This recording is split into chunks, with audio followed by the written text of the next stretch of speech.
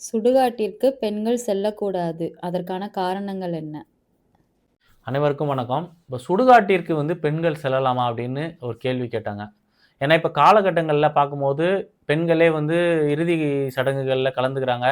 இறுதி சடங்கு செய்றாங்க. சுடுகாட்டுக்கும் போறாங்க.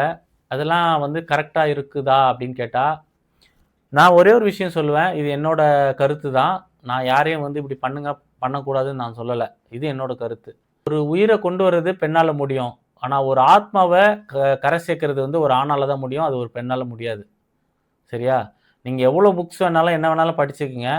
காலங்கள் எவ்வளோ வேணாலும் மாறியிருக்கலாம். எவ்வளோ நவீன காலங்கள் மாறியிருக்கலாம். பெண்கள் இறுதி காரியம் செய்றது அந்த ஆத்மாவுக்கு செய்ற துரோகம். அது மன்னிக்க முடியாத பாவம். அது தலைமுறை தலைமுறையா அது பாதிக்க தான் செய்யும்.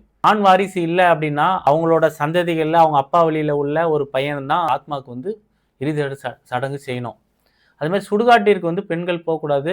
சுடுகாடு சனியோட காரகம். சனின்னா அதுல பெண் தன்மை வராது. ஆண் தன்மை தான் வரும்.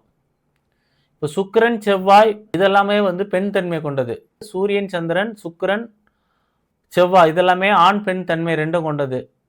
குரு வெறும் ஆண் தன்மை கொண்டது. புதன் ஆண் தன்மை கொண்டது. சனி ஆண் தன்மை கொண்டது. இந்த மாதிரியான பருவ காரகங்கள், இதோட காரகங்கள் கொட்டியிருக்கிறதுல பெண்களோட இன்வால்வ்மெண்ட் கிடையாது நம்மளோட லைஃப் சைக்கிள்ல. சனி இதுன்றது இறுதி காரியங்கள் பண்றது, ஈமச் சடங்கு பண்றது, அந்த இடத்துக்கெல்லாம் பெண்கள் போகக்கூடாது. அப்படி பெண்கள் போனாங்கன்னா அவங்களோட இது அவங்களும் ஆண் தன்மை கொண்டவங்களா அடுத்த ஜென்ரேஷன்ல மாறுறதுக்கு வாய்ப்பு உண்டு. அது அரவாணியா அலிகளா பிறக்கக்கூடிய அமைப்புகள் உண்டு. இதுதான் அதோட இம்பாக்ட்.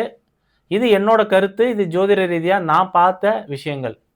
இதுல நான் யாரையும் நீங்க இப்படி இருங்க அப்படி இருங்கன்னு நான் சொல்லல. அது அவங்களோட விருப்பம். காலங்கள் பரிணாம வளர்ச்சியில ஒரு சில விஷயங்கள் மாறுதல் உண்டாகும். அதுபடி தான் இப்ப எல்லாம் நடந்துட்டு வருது. அதை என்னால மாற்ற முடியாது. நான் எனக்கு தெரிஞ்ச விஷயங்களை சொல்றேன். உங்களுக்கு பிடிச்சிருந்தா எடுத்துக்கங்க.